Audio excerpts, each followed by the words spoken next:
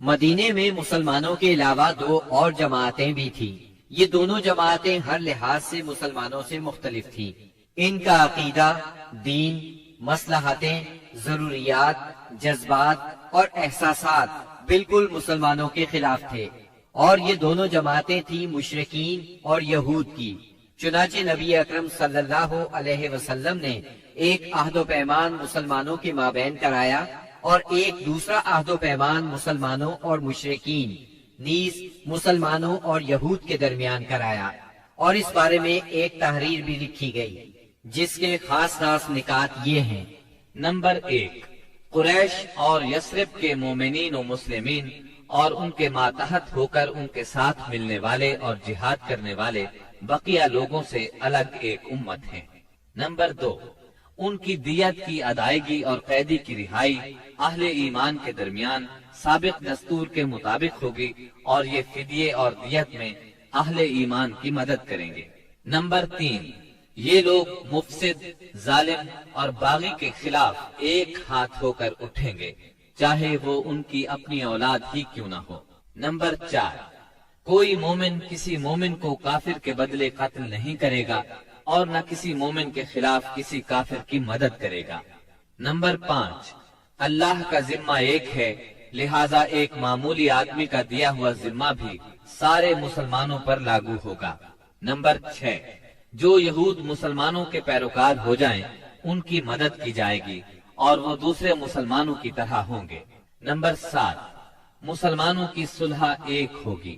Number 8، جو کسی مومن کو قصداً قتل کر دے اس سے قصاص لیا جائے گا، سوائے اس صورت کے کہ مقتول کے ولی راضی ہو جائیں، اور اہل ایمان پر ضروری ہے کہ سب قاتل کے خلاف اٹھ کھڑے ہوں۔ نمبر 9، کسی مومن کے لیے حلال نہیں کہ کسی ہنگامہ برپا کرنے والے یا بدعتی کی مدد کرے یا اسے ٹھکانہ مہیا کرے۔ نمبر 10، ان کے درمیان کسی بات میں اختلاف ہو تو اسے اللہ اور اس کے رسول کی طرف لوٹایا جائے گا۔ اس عہد و پیمان کے علاوہ نبی اکرم صلی اللہ علیہ وسلم نے مختلف اوقات اور موقعوں پر مسلمانوں سے اسلامی قوت کا حق بھی بیان فرمایا۔ انہیں آپس میں تعاون، مدد، اتحاد و یگانگت، غم گساری اور خبر گیری کی ترغیب دی، یہاں تک کہ یہ اخوت تاریخ کی انتہائی بلندیوں تک پہنچ گئی۔ باقی رہے مشرکین تو ان کا معاملہ اور تھا۔ ان کی اکثریت اپنے سرداروں اور بڑوں سمیت مسلمان ہو چکی تھی، اور ان میں اتنی سخت نہیں تھی کہ مسلمانوں کے مقابلے میں کھڑے ہو سکیں، لہذا ان سے نبی اکرم صلی اللہ علیہ وسلم نے یہ عہد لیا کہ کوئی مشرک قریش کی جان و مال کو پناہ نہیں دے گا اور نہ کسی مومن کے آگے اس کی حفاظت کے لیے رکاوٹ بنے گا۔ اس عہد کے بعد ان کی طرف سے کوئی اندیشہ نہ رہا۔ باقی رہے یہود تو ان کے ساتھ نبی اکرم صلی اللہ علیہ وسلم نے جو معاہدہ کیا اس کے خاص نکات یہ ہیں۔ نمبر 1، یہود مسلمانوں کے ساتھ ایک امت ہوں گے، ان کے لیے ان کا دین اور مسلمانوں کے لیے مسلمانوں کا دین ہوگا، ان کے ذمے ان کا خرچ ہوگا اور مسلمانوں کے ذمے مسلمانوں کا خرچ ہوگا۔ نمبر 2، جو طاقت اس معاہدے کے کسی بھی فریق سے جنگ کرے گی یا یثرب پر حملہ کرے گی، سب آپس میں اس کے خلاف تعاون کریں گے اور ہر ایک اپنی جانب کا دفاع کرے گا۔ نمبر 3، اس معاہدے کے شرکاء کے درمیان خیر خواہی، خیر اندیشی اور نیکوکاری کے تعلقات ہوں گے، گناہ کے نہیں۔ نمبر 4، آدمی اپنے حلیف کے جرم میں نہیں پکڑا جائے گا۔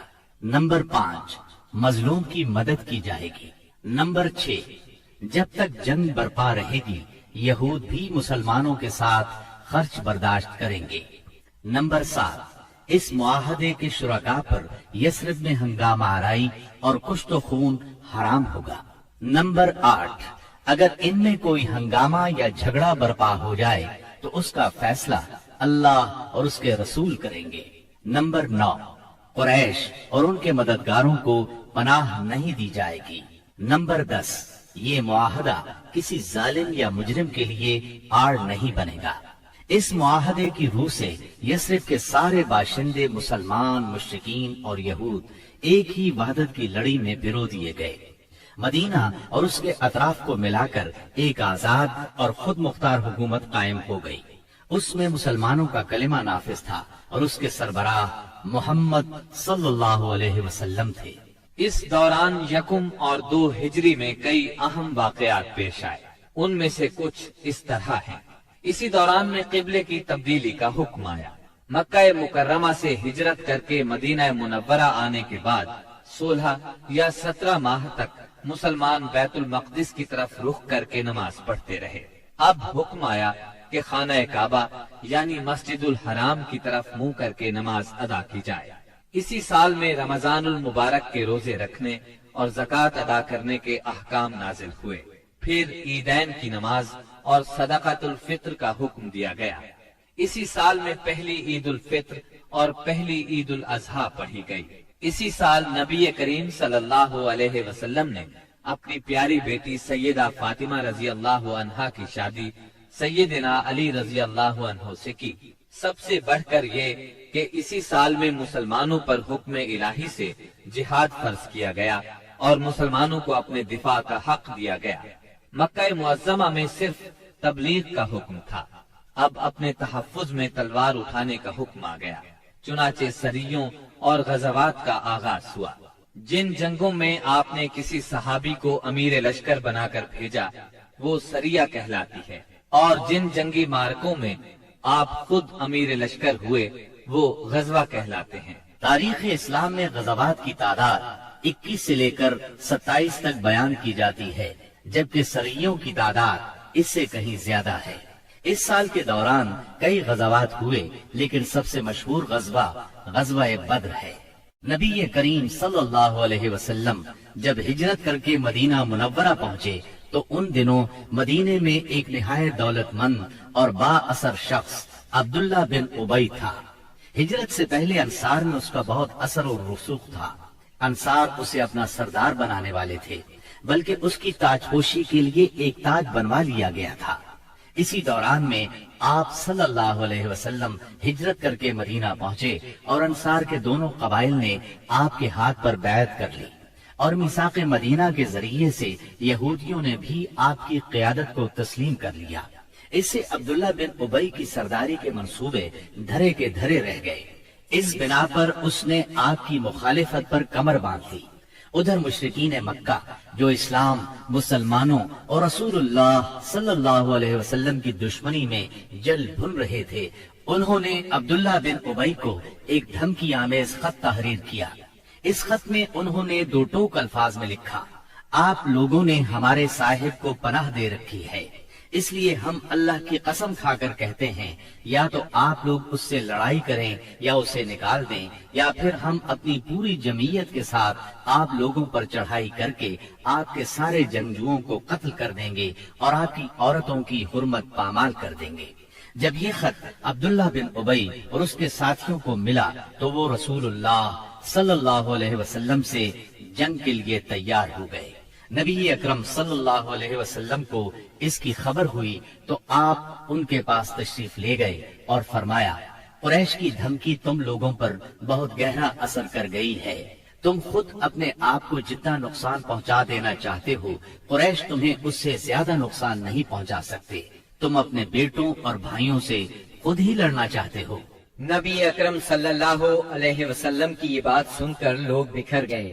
اس وقت تو عبداللہ بن ابی جنگ کے ارادے سے باز آ گیا، کیونکہ اس کے ساتھی ڈھیلے پڑ گئے تھے یا بات ان کی سمجھ میں آ گئی تھی، لیکن حقیقت میں قریش کے ساتھ اس کے تعلقات خفیہ طور پر قائم رہے، کیونکہ مسلمانوں اور مشرکین کے درمیان شر اور فساد کا کوئی موقع وہ ہاتھ سے جانے نہیں دینا چاہتا تھا۔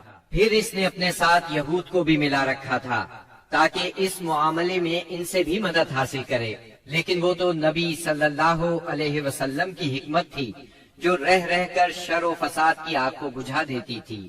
مسلمانوں کی ہجرت اور مدینے میں ان کی کامیابی سے کفار مکہ بہت دل ملا رہے تھے اور مدینے پر چڑھائی کے بہانے ڈھونڈ رہے تھے۔